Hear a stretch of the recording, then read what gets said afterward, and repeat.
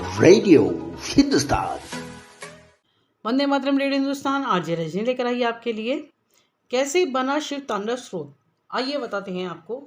कुबेर व रावण दोनों ऋषि विश्वा की संतान थे और दोनों सौतेले भाई थे।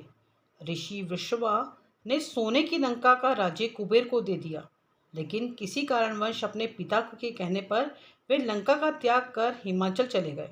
कुबेर के चले जाने के बाद इससे दशानन बहुत प्रसन्न हुआ।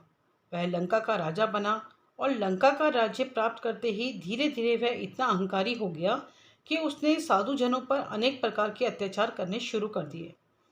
जब दशानन के इन अत्याचारों की खबर कुबेर को लगी तो उन्होंने अपने भाई को समझाने के लिए एक दूत भेजा, जिसने कुबेर के कहे अनुसार दशानन को सत्य के पथ पर चलने की सलाह दी। कुबेर की सलाह सुन दशानन को इतना क्रोध आया कि उसने उस दूत को बंदी बना लिया। वह क्रोध के मारे तुरंत अपनी तलवार से उसकी हत्या कर दी। कुबेर की सलाह से दशानन इतना क्रोधित हुआ कि दूत की हत्या के साथ ही अपनी सेना लेकर कुबेर की नगरी अलकापुरी को जीतने के लिए निकल पड़ा और कुबेर की नगरी को तहस नहस करने के बाद अपने भाई कुबेर पर गदा का प्रहार कर उसे भी घायल कर दिया। लेकिन कुबेर के सेनापतियों ने किसी तरह से कुबेर को नंदनवन पहुंचा दिया, जहां वैद्यों ने उसका इलाज कर उसे ठीक कर दिया।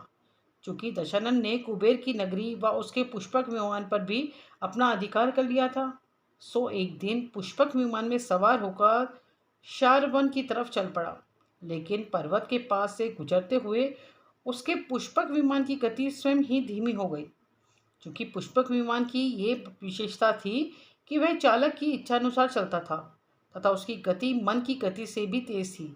इसलिए जब पुष्पक विमान की गति मंद हो गई तो दशानन को बड़ा आश्चर्य हुआ।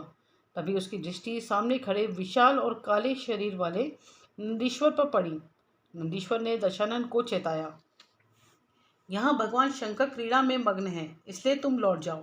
लेकिन दशानन कुबेर पर विजय पाकर इतनी दम्भी हो गया था कि वह किसी की सुनने को तैयार नहीं था। उसने कहा कि कौन है ये शंकर और किस अधिकार से वह यहाँ क्रीड़ा करता है। मैं उस पर्वत का नामो निशान ही मिटा दूंगा जिसने मेरे विमान की गति को अवरुद्ध किया है। इतना कहते हुए उसने पर्वत की नींव पर हाथ लगाकर उसे उठाना चाहा।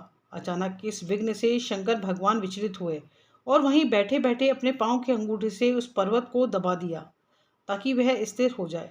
लेकिन भगवान शंकर के ऐसा करने से दशानन की बाहें उस पर्वत के नीचे दब गई। फलस्वरूप क्रोध और जबरदस्त पीड़ा के कारण दशानन ने भीषण चित्कार कर उठा, जिससे ऐसा लगने लगा मानो प्रलय हो जाएगा। तब दशानन के मंत्रियों ने उसे शिव स्तुति करने की सलाह दी ताकि उसका हाथ उस पर्वत से मुक्त हो सके। दशानन ने बिना देरी किए हुए सामवेद में उल्लेखित शिव के सभी स्रोतों का गान करना शुरू कर दिया, जिससे प्रसन्न होकर भगवान शिव ने दशानन को क्षमा करते हुए उसकी बाहों को मुक्त कर दिया।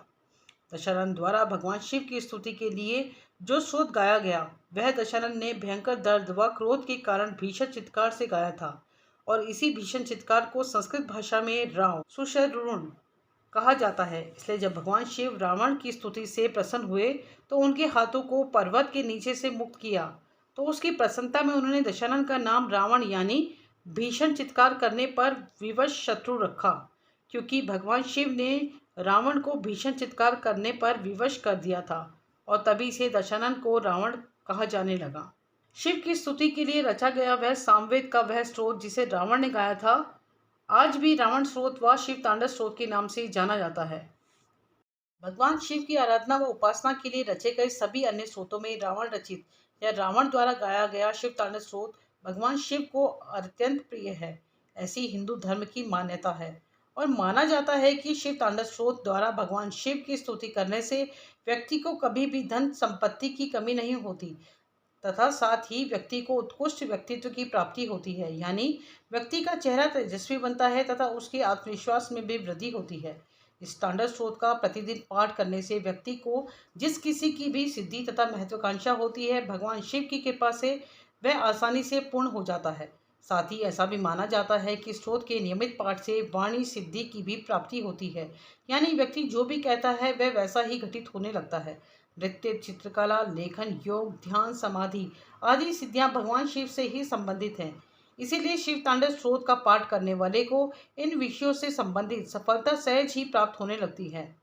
इतना ही नहीं, शनि को काल माना जाता है, जबकि शिव महाकाल हैं। अतः शनि से पीड़ित व्यक्ति को इसके पाठ से बहुत लाभ प्राप्त होता है। इतना ही नहीं, शनि को काल माना जाता है, जबकि शिव को महाकाल माना जाता है। अतः शनि से पीड़ित व्यक्ति को इस पाठ से बहुत लाभ प्राप्त होता है। बने रहें हमारे साथ रेडियो हिंदुस्तान पर। सबको सिखाएं पेड़ लगाएं, सबको सिखाएं जल बचाएं। Radio Hindustan.